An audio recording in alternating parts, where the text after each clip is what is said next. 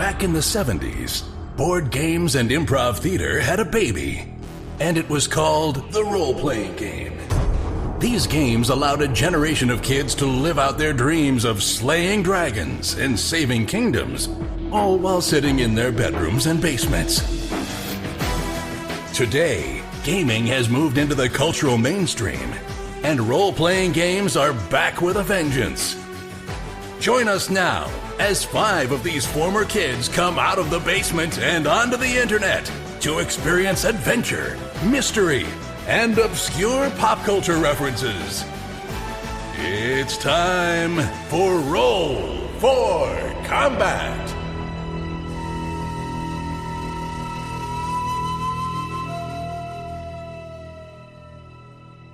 Hey there, welcome to Roll for Combat. I'm your GM and host, Stephen Glicker, and in this week's show, the boys meet with Chessick and get their next big assignment.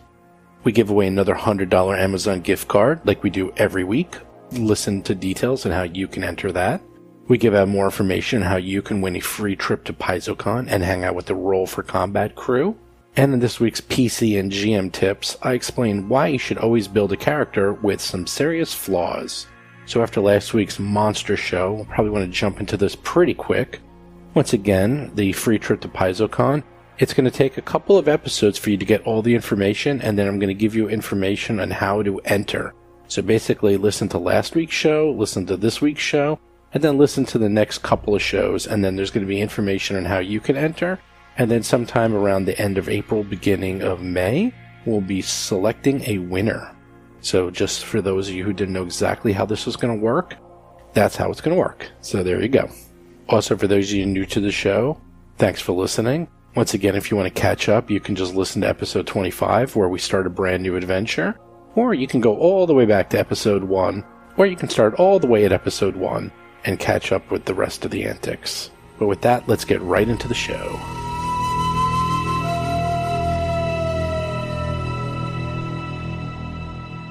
Okay, with that, after you go on your shopping spree and get all your upgrades and feel all wonky and happy, you get a missive from Chessick, who wishes to meet with you.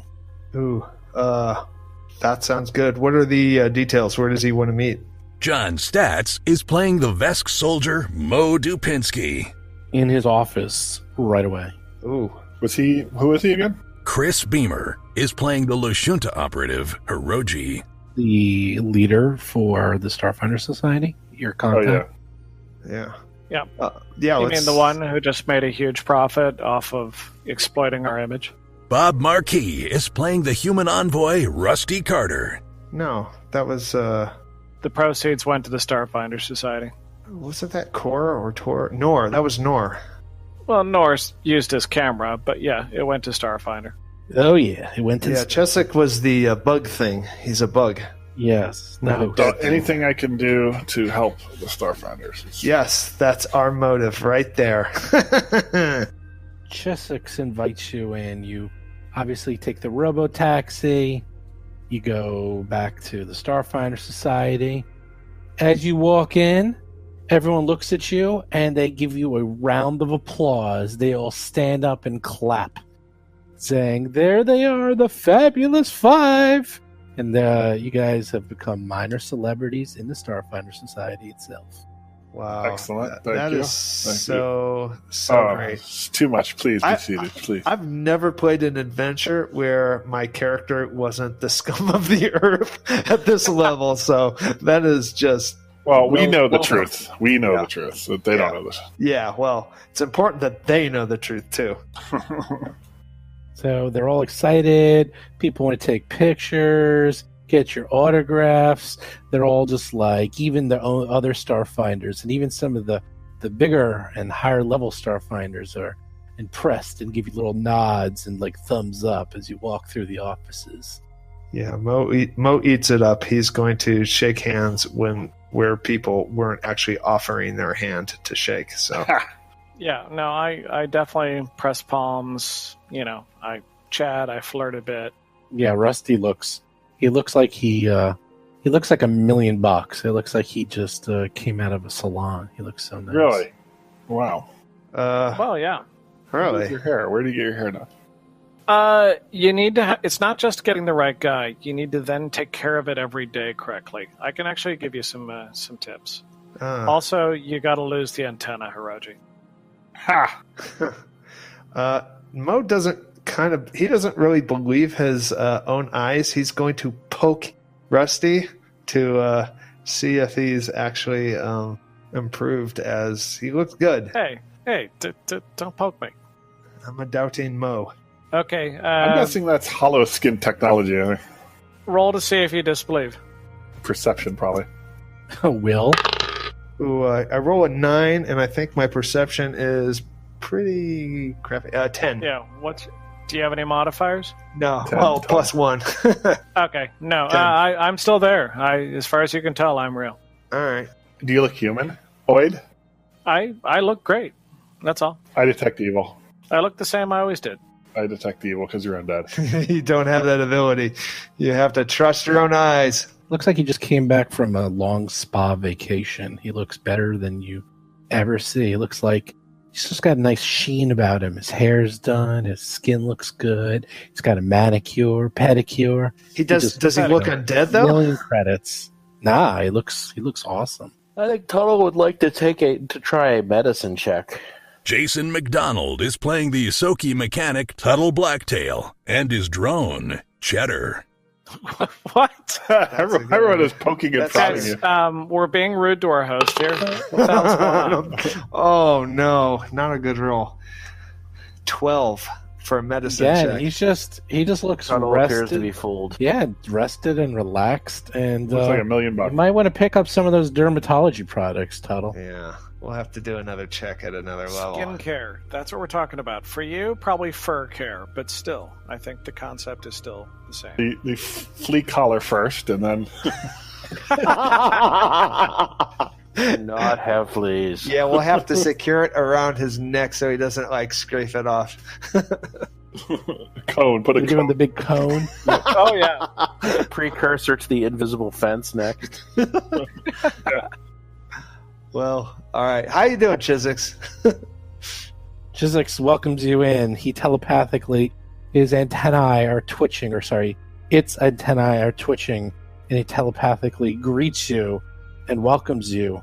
He's so happy to meet you. You've done so much for the society by exploring the rock. He said you've done an excellent job, and he couldn't have been more happier. I know it's it. I keep saying him, but you know what I mean. Yeah, he's neuter. He wishes to have a full report, as he has been watching the television show, of course, but he would like to hear a full report of what you did and found, if you would. I tell him everything. Yeah, we divulge. Yeah, I don't know what we could tell him that isn't on the tape. Is there anything that we... This is actually a good question. Is there anything that we could tell him that isn't on the recording? Well, you want to know that offhand, so you just tell him everything. You spend a good hour going through all the details, and after you're done, it looks at you and says, "Very interesting. What you mentioned, some of it was edited, I would imagine, by Nor. Namely, everything about that crate seems to have been removed from the broadcast." Just from curiosity, did the broadcast highlight the fact that those caves in the Drift Rock are from a species that no one has ever encountered before? Which are you talking about? The technology was off the scale. Yeah, The technology, gravity rooms. Yes. In fact, that is why I've brought you here. That was edited out or No, left in? that was left in. The only item that was edited out appears to be this mysterious crate you picked up for Nor. Otherwise, it We sounds should open it. mostly intact. I knew we should open that crate. Oh, Yes. Mo's going to ask Chessick what he would have recommended we do. Well, you are Starfinders, and its charter is to explore. It is a tricky one, Yeah. as Nor is extremely powerful. However, I would think he would have done and lived with whatever you did, since he was here and you were there. So basically, what I was saying we should do was the right thing to do. Did we all get that? I was on board with that. Actually, if you look back, I was not on board with that. But No, you were I not say on that board I with say that. that I was, Yeah. in case no one remembers. Yeah. Oh, I remember. John and I were on one side, and the two of you were on the other. Yeah. Water under the bridge. Anyhow, Yeah, that's fine. since your expedition, we were able to get some of those alien databases and symbols from the rock. We picked it up from the broadcast, as well as a follow-up team that went shortly after the quarantine was lifted. We were able to access the Society's detailed databases, in which we were able to search for any prior appearances of the language displayed on the Rift Rock's displays. The computer has been at this for several hours, as the language is incredibly old. Hold for a moment while I check the results. Opening the envelope. He opens it, takes out a datapad, and scans it quickly. He appears to be quite energetic, bobbing their head appreciably. And then its antennae droop dejectively and explains its findings to you. No. There's some good news. The Starfinder Society's linguistic database recognized many of the symbols you found on the Drift Rock, because this is not the first time they've appeared post-gap. The bad news is that the source is highly unreliable.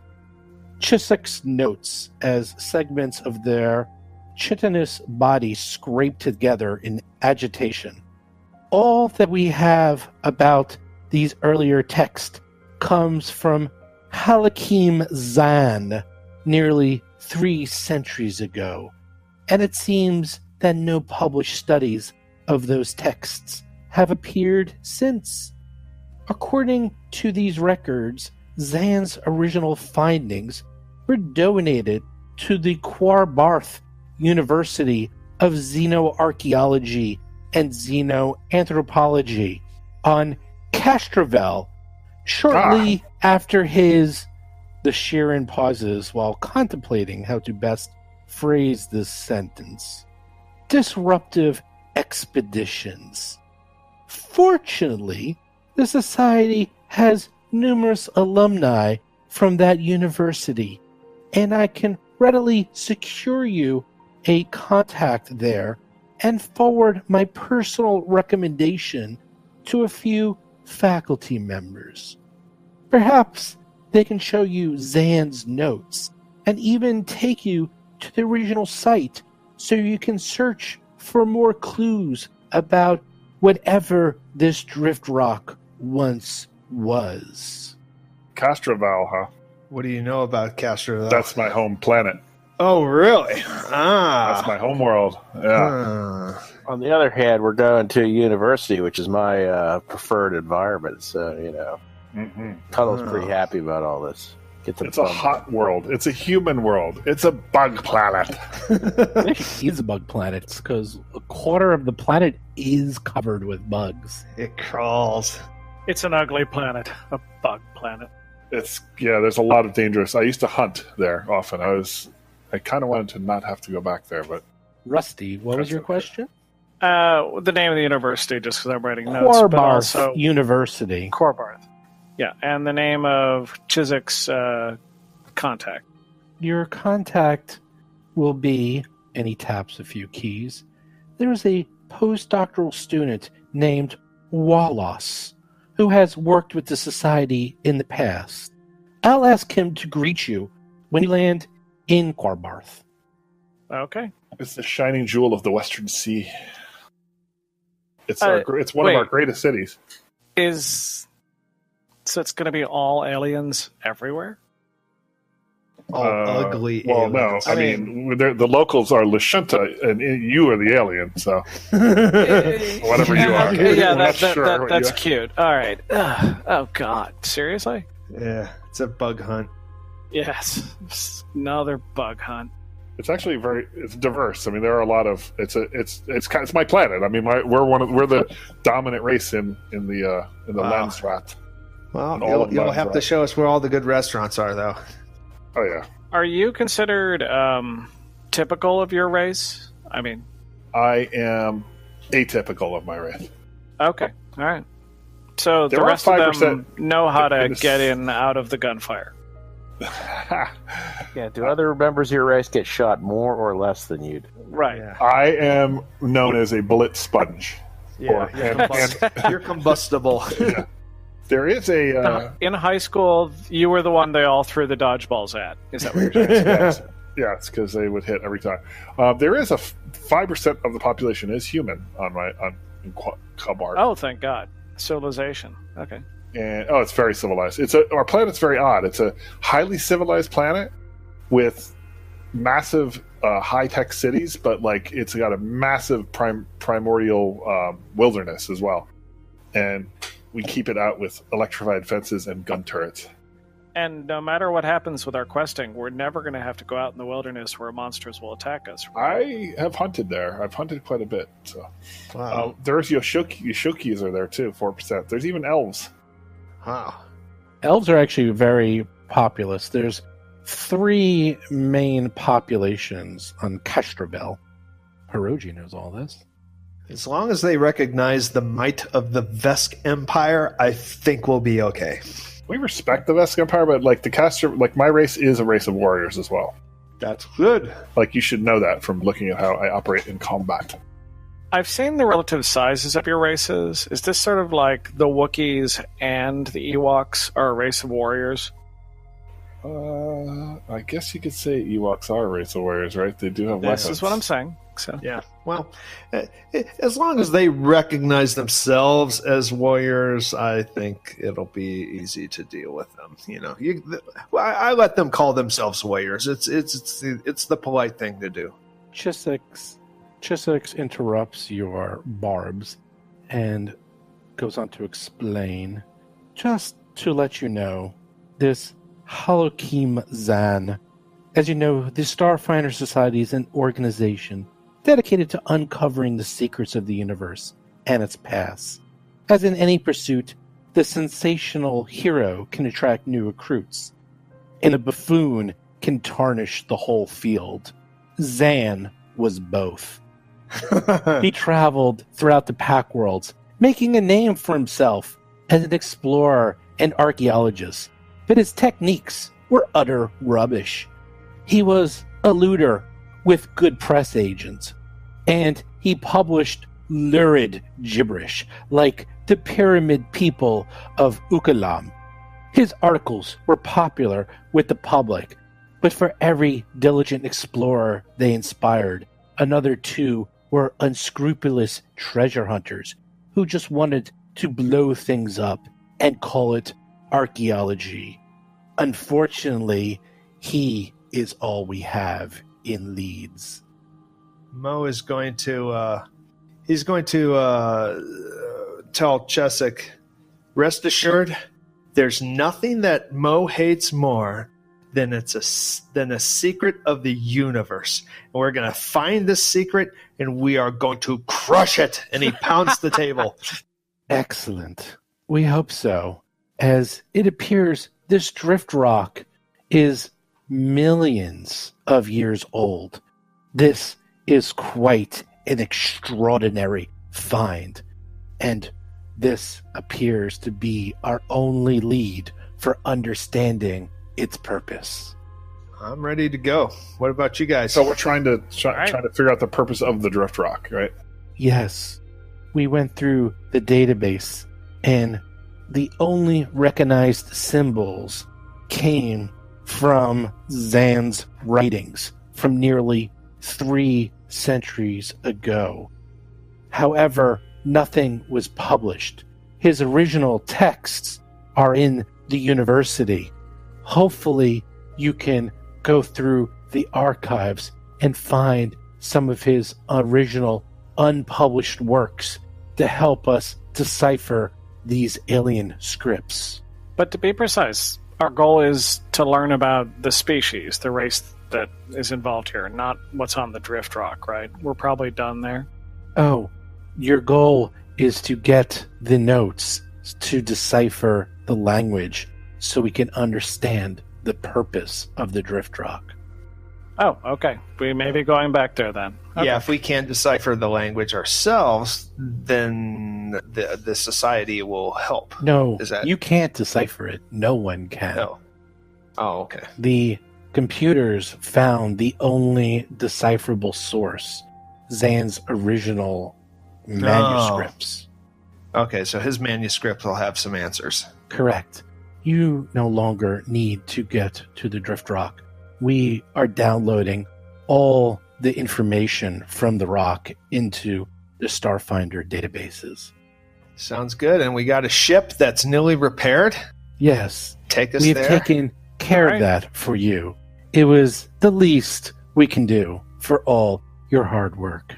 It's interesting. The planet is home to 3. It's the elves, the Lashuntas, and the bug people. This sounds like my own personal hell. Ha! Oh, the Lashintas. They make my ringwear. I love those guys.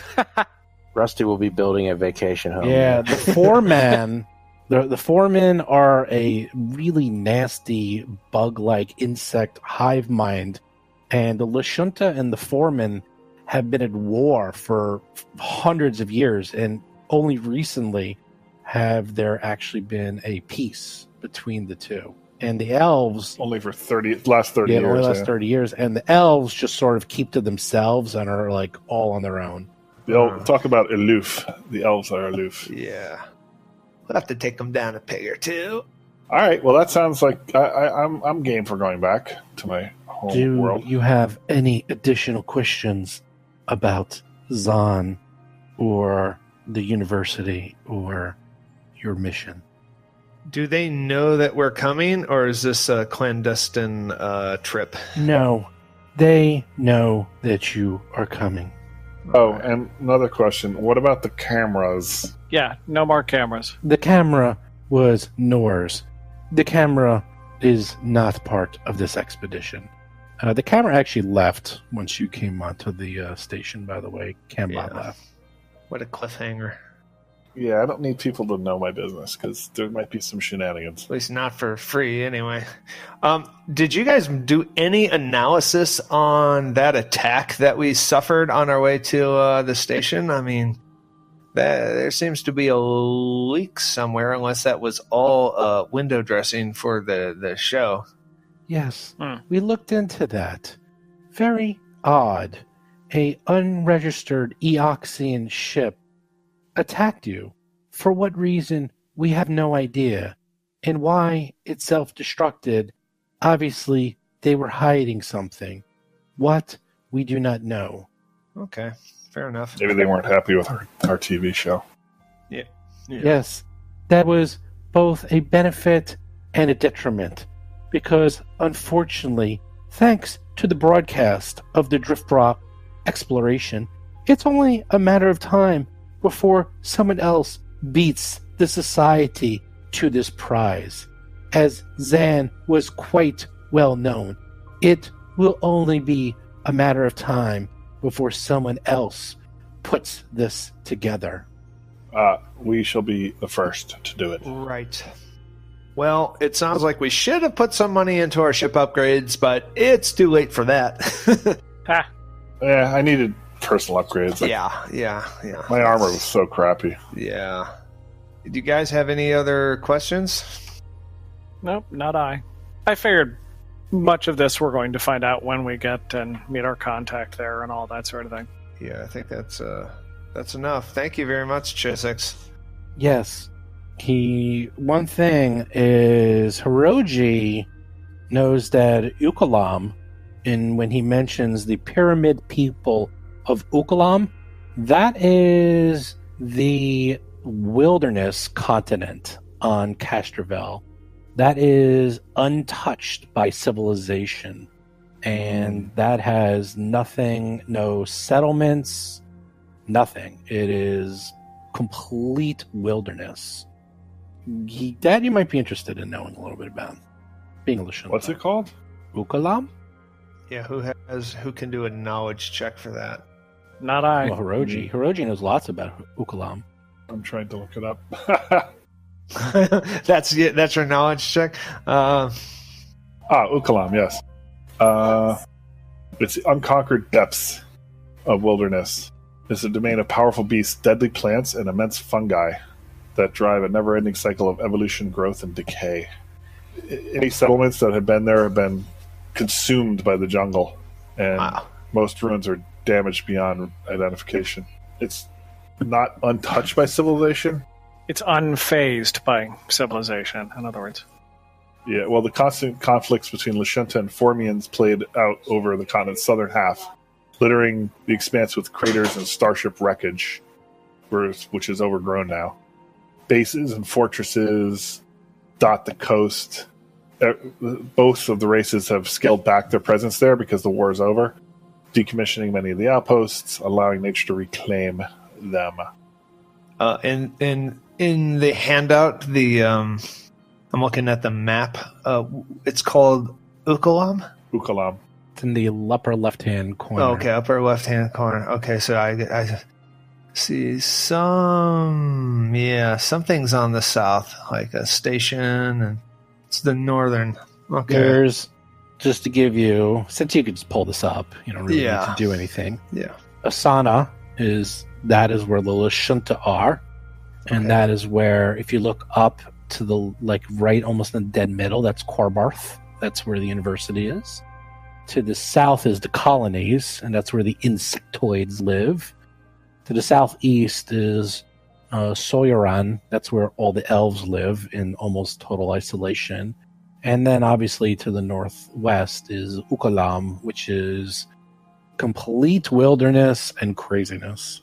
Yeah, it is interesting that the travel to Ukalam is restricted. There's only a limited number of permits each year, and there's a sizable waiting list of academics and tourists.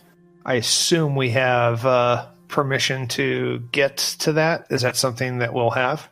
Well, I don't know if we have to go there yet, but there's that's right. Yeah, there is poaching and whatnot that goes on in there, because there's lots of lucrative trade in hides, horns, and supernatural pharmaceuticals. And where is the university on this planet? The university, Qabarat University. Yeah. Oh, I see it. It's almost dead center. Okay. Qabarat. Okay. Very good. Tuttle knows about Qabarat. Wait, what? If it's a university, I'm all about that. Tuttle's quite excited. Qabarat University is one of the foremost institutions of higher learning for explorers and galactic antrographers in the Pact Worlds. In addition to training many great archaeologists, the university maintains a staggering archive of artifacts, recordings, and other findings from throughout the system. It is pretty much the number one authority on historical artifacts throughout the Pact Worlds. Tuttle's not crazy about this whole archaeology thing and digging around in the dirt in the past, but he can still respect academia when he sees it. So, and there's a postdoc that he can boss around, so that's always a plus. Well, yeah. So you're Indiana Jones in the classroom, not in the field? Possibly. The drift rock belongs in a museum. Exactly. Top men. Yeah. Top Isoki, please. Yeah, this wilderness. Top Ishoki. This Ukalam is rather dangerous. Oh, I'm sure we're going to have to go there. Oh, it doesn't sound like our type of country. We'll just be researching in a library. That's our adventure. We could nuke it from orbit. It's the only way to be sure. Yeah. Yes. For Tuttle, researching things in a library is an adventure. Yeah.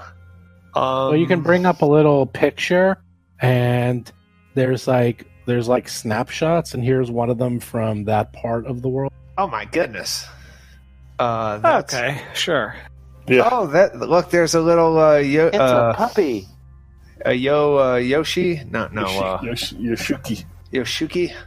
Little Yoshuki running away for his life. Yeah, and a human running for their life. Yeah. Yeah, those are the Yaruks. They actually are known to basically stampede throughout the forest in pursuit of food, and they basically inadvertently go through and just trample down large portions of the forest, which generates regrowth. And they're monstrous. But it's interesting to hear all this. But of course, we're never going to have to go into this jungle. Yeah. This is our adventure is going to be library centric, I believe. We're going to need to know the reference catalogs, and that's going to be, I can't wait. At 4th level, we learned the Dewey Decimal System. Right. You don't necessarily want to go there because Ukalan is rather... It's uncivilized. Well, there's other places you can go. You can go to the insect people. You want to see what the insect people looks Ew, like? I'd rather deal with the monsters. Well, yeah, you actually will. Because let me show you what the insect world looks like. Is it an ugly planet? A bug planet? Yup. Yep. Wait, this is a different planet? No, it's on the plane. That's Queen's Rock. Over 1 million inhabitants. Those are termite mounds. Well, that looks at thousands least of feet up in the air. Tame, at least. Some cities, some skyscrapers. I like what I'm seeing. We're not going there, though, are we? That's what the foremen look like. Oh, wow. Is that an evil race? They're just at war with the they're at war with the Lashunta. There's a cold war going on right now. They've been at peace, and it was actually the Shirin who brokered the peace because these creatures have a hive mind like the Shirin, and they're actually trying to make them almost break away from this hive mind mentality. Yeah, they're not pleasant. I'm not a big fan. They're at war with themselves. I mean, just look at them. Yeah, they're pretty grim. And you want to see the pretty elf city? Sure. That's the elf city of El. Quite pretty. Yeah, they're a little stuck up for me, but it is nice. Well, they have excellent care. It's like Rivendell with a maglev. Yay. Yeah. Yeah, they actually have very, very strict rules. Actually, it's a very fascinating world. There's 4 continents, but you really can't easily go between the continents unless you, where the Lashunta are, you can go. They have a tourist trade. Where the insect guys are, you can go there if you want, but it's a little iffy. Really, it's only Shirin who go there. Otherwise, humanoids don't really go there. The elves, you gotta go through paperwork. It's like going to Soviet Russia. There's a lot of paperwork if you want to go there. And you gotta wear a mask because they get offended if you don't look like an elf. They got a whole thing about that. Oh, man. Rusty, you would love it. A mask. There you go. Rusty would love that. And the wilderness part, no one goes there. Nobody wants to not only go. that, it's protected, and you need permits that can take years to get before you go there. They're extremely well protected, and it's very hard to get there. All right. I say we get in our spaceship and fly. Yes. Sure. Please, hurry before you are beaten to this discovery, as it will be a matter of time before others get onto the rock. One thing I buy before I leave is a big box of cigars. Okay, cigarillos. Mo's going to open up the door and run out. Okay. All right, let's start her up. Do you guys want to get anything before you go, or are you just going to jump onto the ship? Mo's running to the ship. I think anything we would think we need, we could probably find there. Because that city is civilized. Yes, you're going to Castroville, a vibrant planet of sparkling blue oceans, continents blanketed in vividly green forests and swirls of cloud. It's quite beautiful, except for the parts there where they kill you and the insect people and the stuck-up elves. Otherwise, it's lovely this time of year. So you jump on the ship. It's all fired up. It's got a fresh coat of paint. You can barely tell where the bullet holes were. And sure enough, you get station clearance to leave. You can power up the drift travel, and it will take you 2 days to get to Castroville. I take a nap. I take a nap in room number 6, which is the captain's quarters. That's Captain goes in the captain's quarters. Okay. Yeah. Let's just get that clear. Hirogi, you're piloting the ship. I don't know what you're doing. Your ass is in the seat. I have to be up for 3 days. Get 2 days. in that chair. Do 2 not days. stand up. Yeah, that's right. I could put it on autopilot and go to sleep. No. No, you should not tell us and then do that. You should take pride in your piloting work and do it all yourself. You get some practice in. I am literally a crackerjack pilot.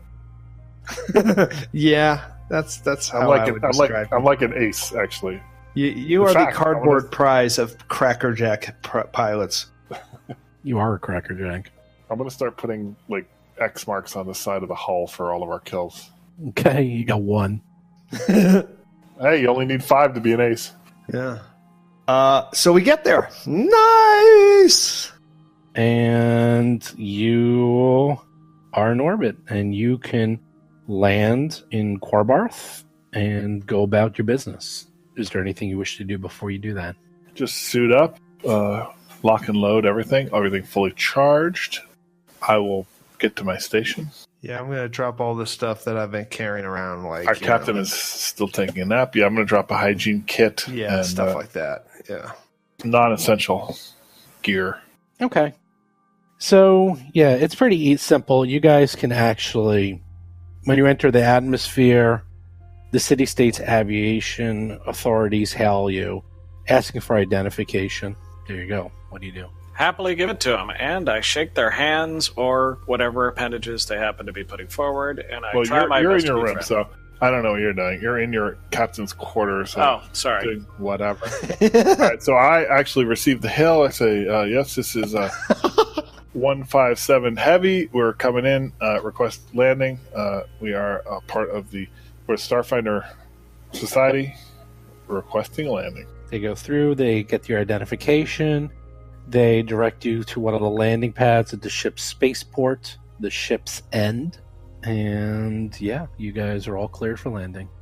All right, I do a. Is that on the planet or in orbit around the? On the planet Oh, itself. so we in can the land city on of the planet. Qabarat. Okay. Yes, Yeah, yes. Didn't know we could. None of Okay, space cool. stations or moons or nothing. It's a nice planet. It's my planet. Well, Mo feels the change in inertia as we descend. He's going to go up front to see what's going on. Just hey, are we fighting? No, we're good. We're landing. Coming in for a landing right now. Should I man the battle stations just in case? You know what? Not a bad idea. You never All right, get not. man that turret. I call my this finger here. That's what I call the safety. And Mo, if you see any aliens at all, shoot them. That's you. He You're means an alien illegal alien. Okay, I'm a dreamer. I'm a dreamer. we You land. easily land. You land on ship's end. Normal spaceport. This is normal stuff for you guys. To Hirogi, it's home away from home. It's all very beautiful. It's all really nice here. You guys, I presume, leave the ship.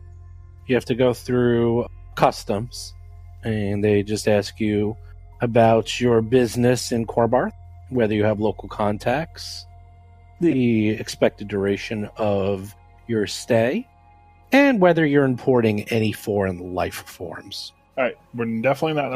Does 6% goblin count? Yeah, does that include us? I mean, I'm sure the Vesk pretty much either conquered this place or decided not to conquer this place. No, you never conquered this place. This place you never conquered. Yeah, this is a special place. This is. I just don't want to get them afraid. I don't want to get them scared. If a Vesk comes up there. Vests are you're warriors, but like my people are warriors with intelligence. That's much more dangerous. All right, that's Well- maybe so. Aren't there also the ant people who control like a third of this planet? They live on this planet as guests of ours. Guests. Aren't they native to this planet? Where are we at actually on this planet? You're in Qabarat. Yeah, Qabarat. that's the major Lishanta city. It's the major one. Yeah, you can ask your resident local all about it. Okay, I'm looking at the map that you gave us a handout of Castroville. Nearly dead center. Okay, I see It's it. like Okay, very close to dead center. okay. Yeah, and we're on official Starfinder business, so and I show. So, would Hirogi know this city in particular, or did Yes. he come from the muddy backwaters of this Oh planet? no, I know this city. This is kind of where I grew up and was trained. Like I came from the muddy backwaters at first, and then I ended up in the city, and I was taken under the wing of a guy. And it's a long story. You don't need to know. I thought you had the stench of a clodhopper. All right. Yeah, so I guess we don't need any information from these guys. I mean, Hirogi can just take us straight to the university. Is there any news on Zahn? That's the guy that we're looking for.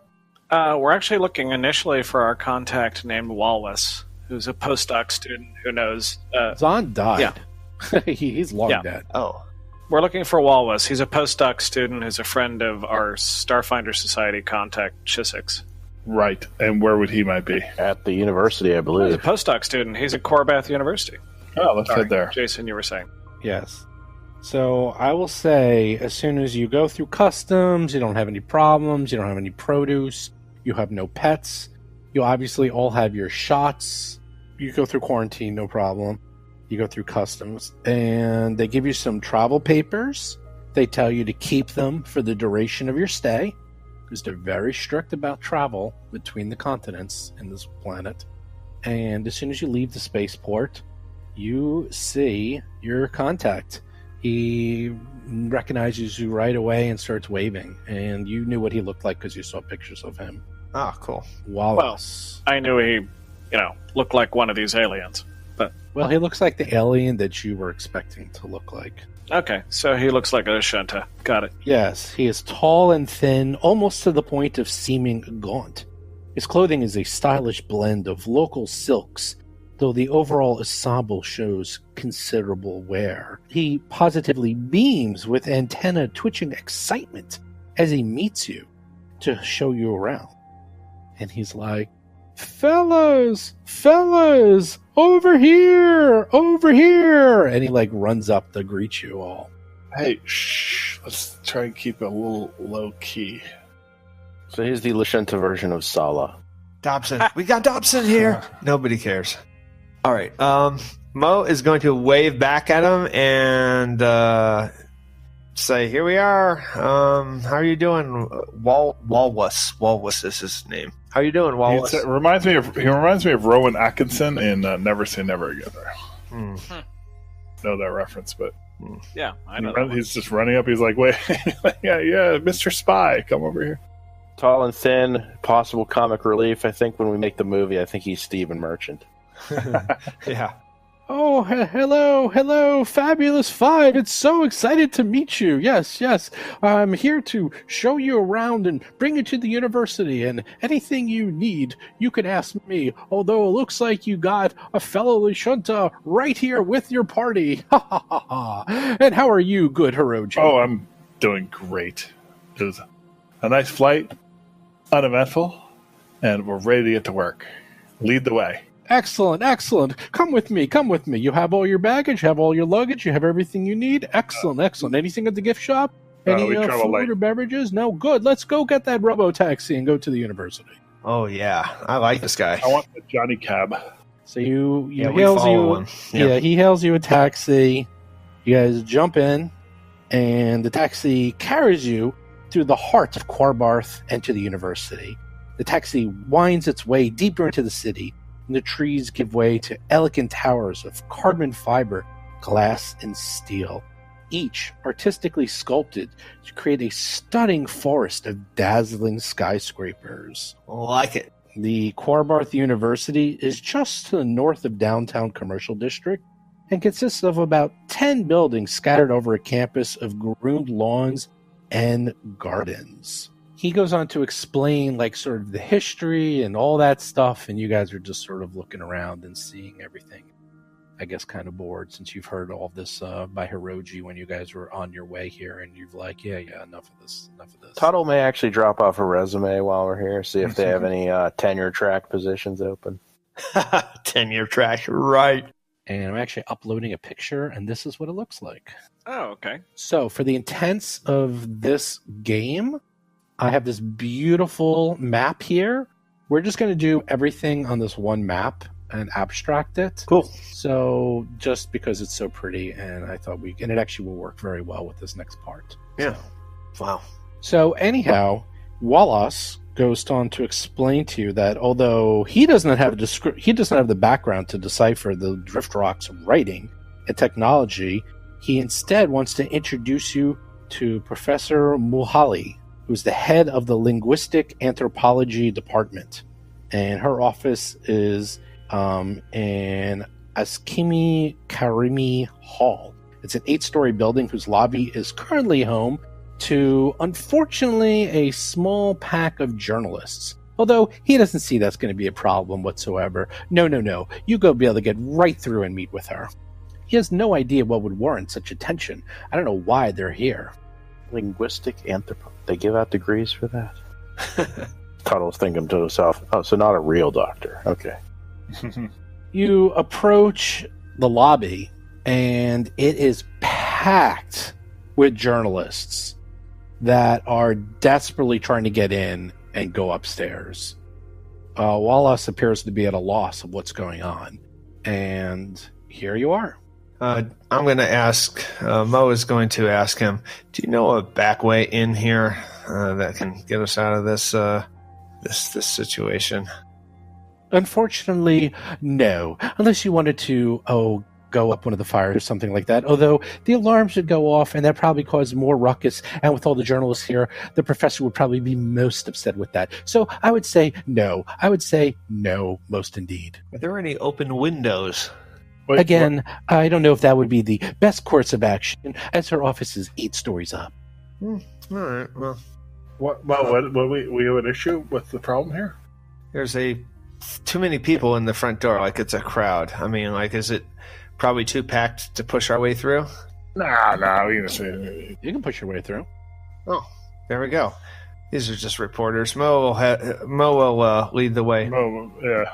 All right, I'm gonna do the whole double grab Make a a shoulder hole. on each side and push him away. Make a hole. Yep. Okay, you push the reporters away. They start taking pictures and cameras with all their cam bots. And they're like, hey, what are you doing? We've been here first. Wait in line. But you manage to sort of like push and shove your way up. Eventually you get to the receptionist, and he looks up at you and says, yes, do you have an appointment? I could just yell, we got cheddar outside. Yeah, does anyone recognize our fame? Don't know. Well, if these are reporters, they would come to us. Yeah. See, this is where Wallace knows like everything. I have a golden globe on 7 star systems, by the way. Yeah. What does Wallace say? Is he following us inside? Oh, yeah, or- he's trying to get in, and he goes up to the receptionist, and he just follows you in. Okay. And he's like, yes, good sir. We are here to see the professor. Professor Mahali. Is she around? And the receptionist looks up at him and says, no one can go upstairs until we get rid of these publicists, these people, this crowd, journalists, the scum. Why are they all here? Nothing but hell for me, and I cannot afford to let you in, as I'm sure they'll just trample in after you. We can't let that happen. Mo's going to slap a battery in his azimuth artillery laser. And Nice. he says, we specialize in clearing out publicists and reporters and their kind.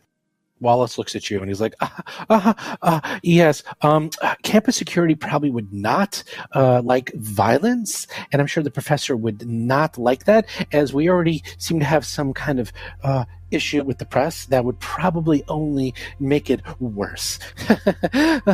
Maybe you shouldn't be handling this, Mo. Maybe someone a little bit more diplomatic. More diplomatic than a battery in an artillery laser? Come on, what are you talking about? Wallace. My ignorant primitive friend doesn't really mean poorly. He's actually just doing the best he can with what he has. But so don't take any offense in anything he says. Oh, no. I understand, Mo. I have seen your show. I have it on tape. I've watched it many, many times, and I know how Mo operates. He's tough on the outside, but soft on the inside. Wait, what? Where is Rusty? You're outside. You're like not even anywhere near us. I never know. Yeah, move in. I'm inside now.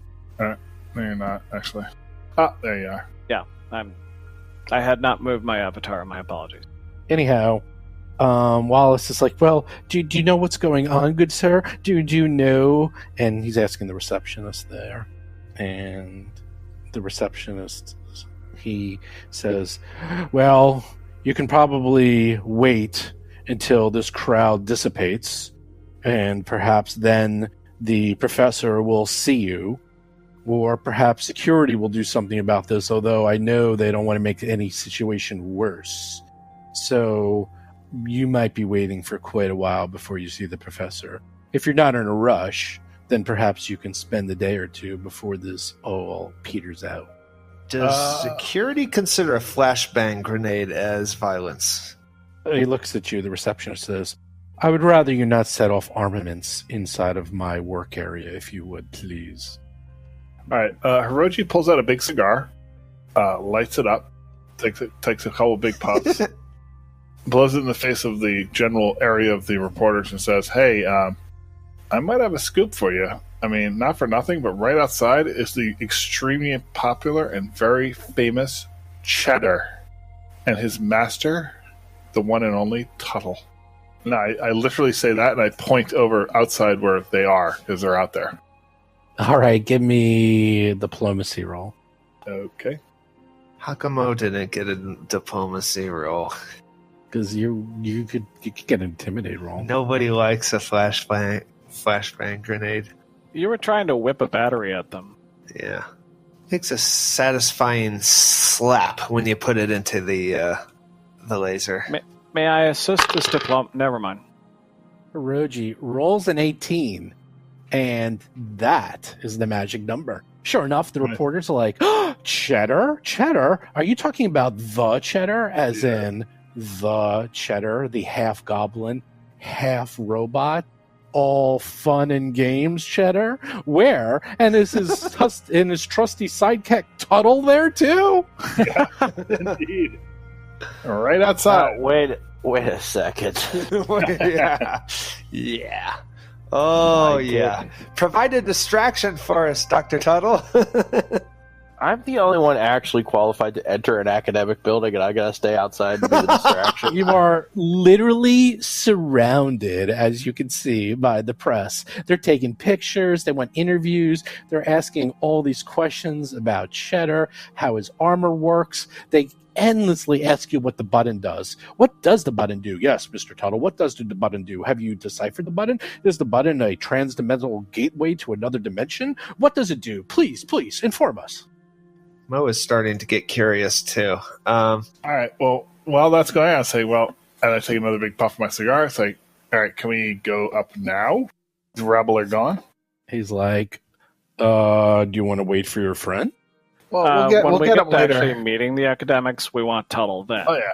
Yeah. Actually, Mo can be the bouncer for the building. He can just, wait out here by the door. Stand right there and let Tuttle past you and, block everyone else.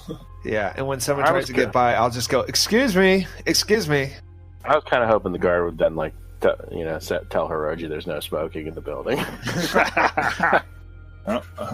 But if I come in, aren't they just going to follow me in? Oh, no. No, they'll stay with Cheddar. No. Tuttle is a roadblock to all of that. You're a friendly character. All right, I will answer questions for a few minutes, and then I will say we have important business to discuss. Thank you for your questions, and but we must be going. And I will attempt to go into the building. Mo will let you in. You actually try to do that, and something funny happens. One of the reporters pulls out one of your books, Tuttle, and asks for an autograph if you can sign it to them. Does Cheddar have an autograph Tuttle protocol? All about it. Tuttle is entirely okay with this idea, so he'll do a few autographs too if that's what the people want. Get a couple selfies, all that good stuff.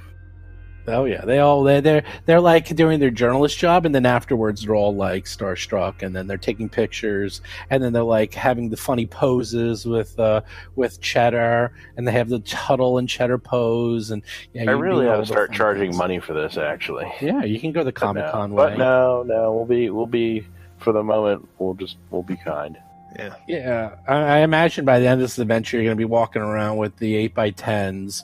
You're going to say 20 credits for an 8x10, 50 if you want a picture, 100 if you want a personal autograph, and so forth. Dress up in I'll be like the Doctor Who setups at the various cons. You can have me and Tuttle. You can have the whole team. Like, when you dress up on 42nd Street and in a dirty, unwashed Spider-Man costume.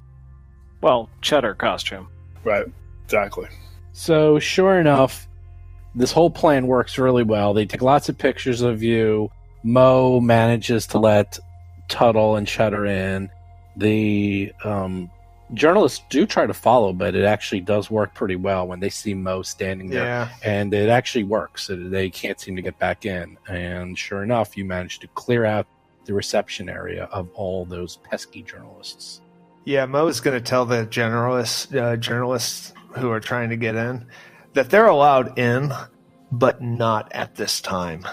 They'll have to wait. If they're so drawn to it, they can try to force their way in. After all that's said and done, the receptionist looks at you and gives you the gut punch of saying, "Well, thank you for taking care of that. However, the professor is extremely busy, and I don't know if she has time to meet with you. However, I guess you did help me with those rabble. Hold on a second." And he punches a few numbers in, and he's clicking on a few things, and he goes, "Okay, I'll rearrange the professor's schedule for the day, and I will create an official appointment for you. You may go up now, but do keep it quick, as she is quite busy." And Wallace is like, "Oh, thank you so much, good sir, fellow academic and good man all along. Let us go." Yes, thank you very much. I do like it when I have conversations with myself. Would you like a cigar? Oh, Mo is going up too? Oh yeah, you're okay. They kind of We close that door in the front. Yeah, you can close the door. They disperse. Yeah, and they kind of disperse. They're keeping their distance. They actually are still hanging outside, but just this whole, meeting them, they seem to have a story to report on. This will probably keep the reporters busy until the next news cycle. So you got them sedated for a little while with the news about Cheddar and Tuttle. If I point in a random direction and yell, "Look, it's Khloe Kardashian," will they all go running over there? No, but if you said, "Hey, look, it's Rusty Carter," they might. Oh, all right. Rusty Carter, the non-human. Pardon? There's another one? It's a common name. It is a common name. You go up the elevators and, sure enough, get off at the 8th floor. You see this is one of the nicer offices on the campus. You see Professor Mahali's office. The door's unlocked, and Warhols walks in. "Hey everyone, it's Steve again. So sorry I cut it off right when it started to get interesting. But we'll save that for next week, where they actually meet Mahali and they figure out what is going on." So for those of you new to the show, we give out a $100 Amazon gift card every week. All you need to do is listen to the show. I didn't do it last week just because the show was so insanely long. Sorry about that, but I am doing it again this week. To enter, it's real simple. All you need to do is review the show on either iTunes, Stitcher, or Facebook, and then write us your name and your review to contest@rollforcombat.com, and you are automatically entered. We'll send you an email back saying that you're entered, and then all you have to do is listen. If your name is called, contact us, and you get a $100 Amazon gift card. That's it. So once again, just review the show on iTunes, on Stitcher, or Facebook. Write us, and listen to the show. That's all it is. So this week's winner is Glomdy. Glomdi. Glomdi. You are the winner. So if you are glumdy, please write us and I will get you your Amazon gift card. As for the free trip to PaizoCon, a little bit more information about it this week. As I said, every week I'm going to give a little bit more information until you have everything you need to know, and then you too can enter. First of all, you must live in the continental US to enter and win. And second of all, you have to be 18 years or older. That is one other thing. We can't give this out to a 16 or 15-year-old or something like that. So sorry about that. That is just the way the law works. So, what did I say last week? Well, last week you had to do one thing. You had to join Discord, our Roll for Combat Discord channel, where we actually put on all the images from the show. So you can see the maps, you can see what the PCs see. There's great people on the Discord. Also, you can get free t-shirts. You can play Starfinder games. It's fun. So come on down. All you have to do is go to discord.rollforcombat.com, and that's it. And then every week we're going to have a question. And you're going to just need to know all those questions when you enter. This week's question is, who did Wallace remind Hirogi of in real life? So once again, sometime during the episode, Hirogi, aka Chris, said Wallace reminded him of somebody in real life. And who is that person he reminded him of? So get that answer down. Probably don't share it with anyone. But when I ask you guys to enter, you're going to need to give all the answers, and then if you get them all correct, you can be eligible to win. So something else, if you're new to the show, is every week I go through a PC GM tip. I've been GMing for about 41 years now, so I have a fair number of tips and experience over the years, and I try to help everyone out. Plus, people ask me questions, so I answer them to the best of my ability. If you have any questions or would like me to talk about a specific topic, just jump onto the Discord and ask me, or write us an email at questions@rollforcombat.com, and I will make sure we answer them. So this week I wanted to talk about characters and why you really should build a flawed character. Now, I'm not saying a broken character, that's actually a whole other topic, but a character that is flawed. And I'm going to give an example of one person who came around and saw the light. Chris Beamer, very old Chris Beamer. He is a min-maxer, and when we played Age of Worms, Chris built a monk. This is D&D 3.5, one of the best adventure paths of all time, Age of Worms. And his monk was insane. His monk was just an absolute battle machine. And he was so good that, quite frankly, it got boring. And he would do this horrible thing where he would go up to somebody, trip them, they would try to stand up, he would do an attack of opportunity and trip them again. And so they would forever never get off the ground. Eventually, it got so boring that the characters would fight from the ground, which would piss off Chris, and so on and so forth. After this was going on for several weeks/months, I spoke to Chris and I said, look, I need you to rebuild your character. It's actually way too strong. And this was before point buying. This was back when you were rolling dice, so you can get incredibly unbalanced characters. And I said, look, you just got to tone it down and put in some weaknesses. And then trust me, it's going to make for a more interesting game for you and everyone else. Because weakness and conflict is what makes stories. And it's true. Without conflict, you don't have a good story. So, sure enough, he agreed. He said, according to him, he can make any character that's good no matter what. And he did. He weakened him quite a bit. And you know what? It worked. It became a much more interesting character. He wasn't able to dominate every single combat. He even was able to have some pretty cool adventures, getting taken over by doppelgangers and going into pit fighting and getting taken over by mind flayers. It was a lot more fun. And you know what? Since then, he has completely agreed. He doesn't build completely overpowered characters. In fact, he's gone the other way and has built characters with multiple skill sets. Another example is that we had a PC once who only had one weapon. He was a dwarf, and the weapon was a family heirloom. And all the other party members were wondering, why doesn't he continuously upgrade his weapons like everyone else? And he says, no, I have a family heirloom. This is my weapon. It's never going to be a +1 magic item or anything like that. This is all I'm going to have, and this is all I'm going to use. And you know what? It added a lot of flavor. He was fine, and as a GM, and here's the part you have to be careful of, as a GM, I respected his choices to make a character with a deep history So I made sure his character could always shine even though he never had a magic weapon. And that's something else as a GM. If you have PCs who are going to commit to having flawed characters with a lot of character, get it? With a lot of character to them, make sure you allow them to shine. Don't punish them for this. Make them shine. Make them have fun. And if you notice, I'm kind of doing it in this game as well a little. And you have Rusty, who, shall we say, is not the most diplomat. But yet, he continuously seems to get his way and work his way out of things. Because, well, it's my game. I can make it work however I want. So I'm rewarding him. Why, in any other game, you would think the way he acts, he would actually be punished. But I, in fact, find it funny and think it's actually a good character trait. And, quite frankly, he's an envoy with really high charisma. And just because he's a pain doesn't mean he's not good at his job. And so forth. So things like that. I would strongly recommend, if you're making a character, that try to make a character with flaws and sort of ham them up.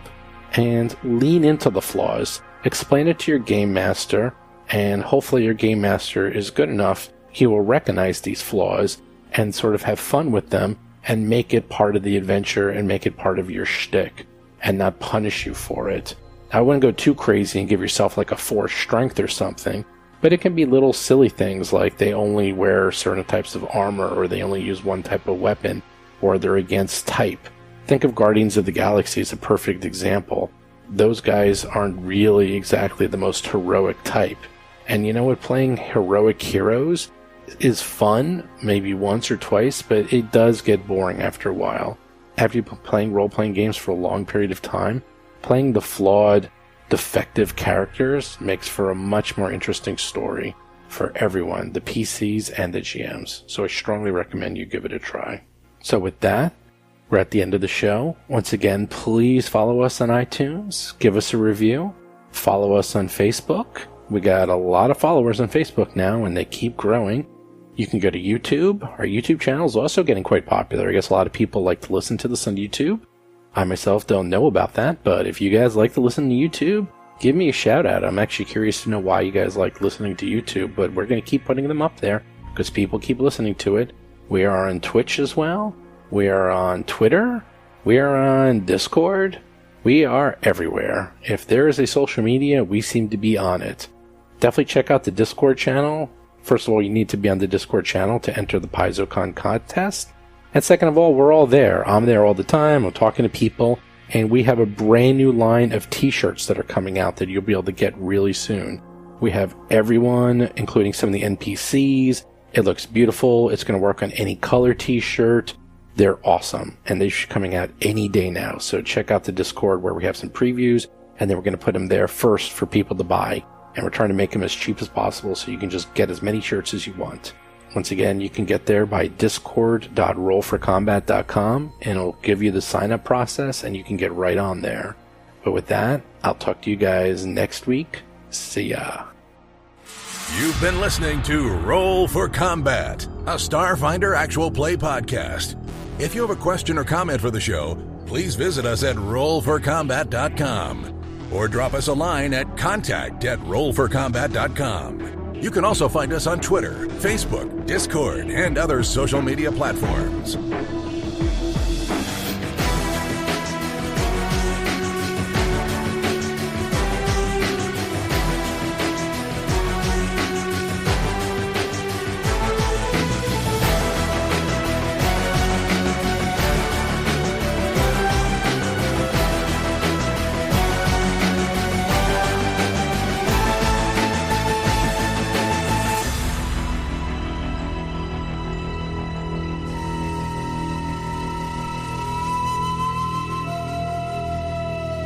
You've been listening to Roll for Combat. Until next week, always remember Moe's motto: where are the pastries?